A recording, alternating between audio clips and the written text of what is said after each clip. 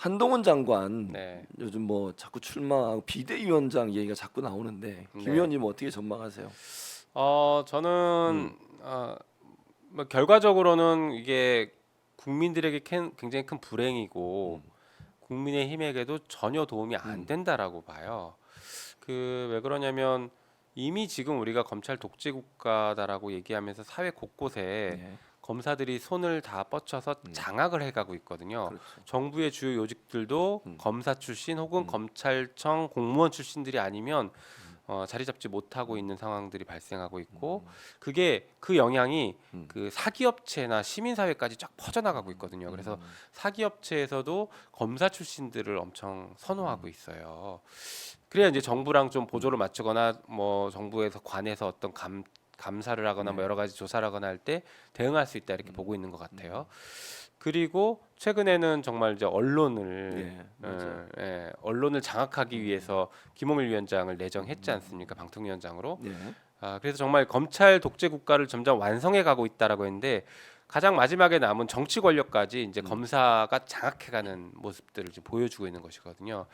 단계별로 그리고 가장 강력하게 예. 이렇게 장악해가고 있는 모습이기 때문에 굉장히 좀 불행하다. 이 자체가 대한민국 헌정사에서 굉장히 불행한 사안이다, 사건이다 이렇게 보고 있어요. 그래서 그랬는지 오늘 뭐 오늘자 보도에 보니까 한동훈이 그 얘기도 했더라고요. 뭐 예. 당원과 지지자들이 뭐 원치 않으면 안 가겠다, 약간 이런 식으로는 얘기하는데 예. 그게 빨리 나한테 꽃길 깔아줘라, 또 이렇게도 들리더라고요. 그래서 정말 어떻게 보면 참 심각한 상황이죠. 그런데 여기서 중요한 것은 예.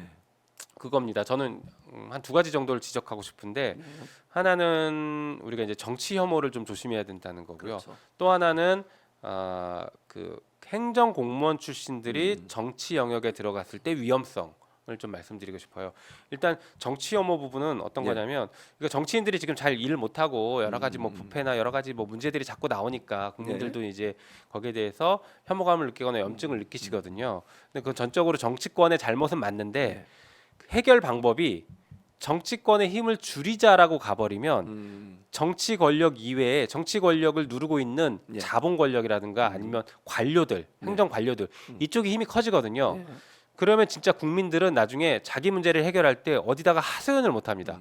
국민들이 자기 문제를 해결해라라고 요구할 수 있는 유일한 곳이 정치 권력이거든요. 자본에게 내가 문제가 생겼는데 삼성전자 찾아가서 내 문제를 해결해 주세요. 말이 안 되잖아요.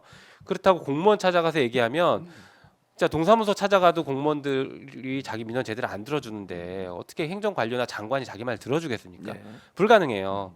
그나마 4년마다 한 번씩 정치 권력은 심판할 수 있고 교체할 수 있고 예. 선거철 되면 그래도 선거철만 반짝인다고는 하지만 선거철 되면 국민들한테 찾아와서 귀 기울이고 얘기 듣고 뭔가 하려고 하는 노력하는 그렇죠. 것들, 이게 이제 주권 실현 방식인데 이게 정치 권력을 통해서 어떤 세상을 바꿔나가거나 자기 문제를 해결해야 되거든요.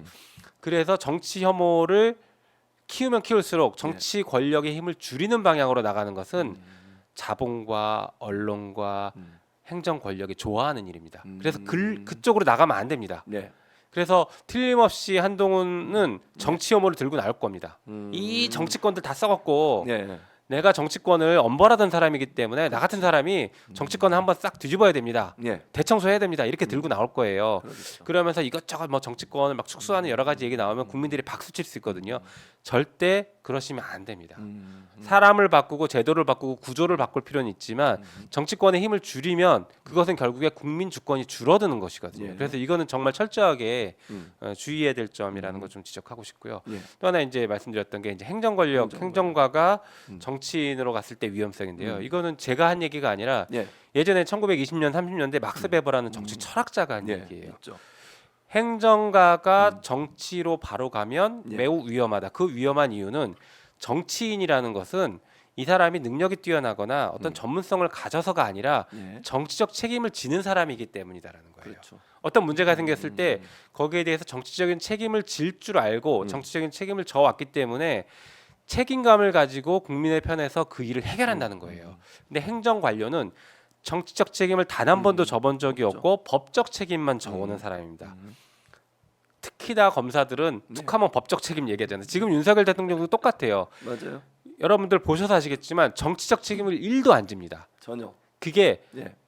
내화돼 있는 거예요. 법적 책임만 음. 운운할 뿐 정치적 책임을 지지 않는다는 게 완전히 내화돼 있거든. 내재화돼 있기 때문에 절대 정치적 책임 앞으로도 안 질 겁니다. 그래서 이렇게 행정가만 했던 검사만 오랫동안 했던 한동훈 장관이 이 정치 영역에 들어가서 뭔가를 행사할 때 정치 권력을 막 함부로 이제 행사할 건데 예. 이것은 나중에 본인 스스로가 혹은 당이 정치적 책임을 지는 것에 있어서 굉장히 둔감하고 오히려 그거를 배격하려고 할 것이다. 그래서 매우 위험하다라는 거 말씀을 드립니다. 그럼에도 불구하고 왜 한동훈은 예. 가려고 할까? 혹은 예. 윤 심은 왜 한동훈 쪽에 기울었을까를 보면 예. 제가 볼 때에는 지금 윤 대통령의 관심은 그 여당이 저기 총선에서 이기는 게 아니라 자기 호위 부대인 검사를 얼마나 많이 국회의원으로 심어 놓느냐가 아닐까 싶어요. 그러니까요. 그러니까 이렇게 무리수를 두는 게 아닐까 싶고 맞습니다. 거기에 한동훈 장관이 저렇게 동원되고 있다고 보는데 예. 저는 한동훈 장관이 과연 끝까지 윤석열 대통령 편일까에 대해서는 의문이 있습니다. 그러니까 본인이 만약에 대권에 꿈이 있으면 사실은 네, 뭔가 밟고 가야 되거든요. 그럼요. 근데 그럴 가능성 모르겠습니다. 그건 좀 지켜봐야 될 것 같고.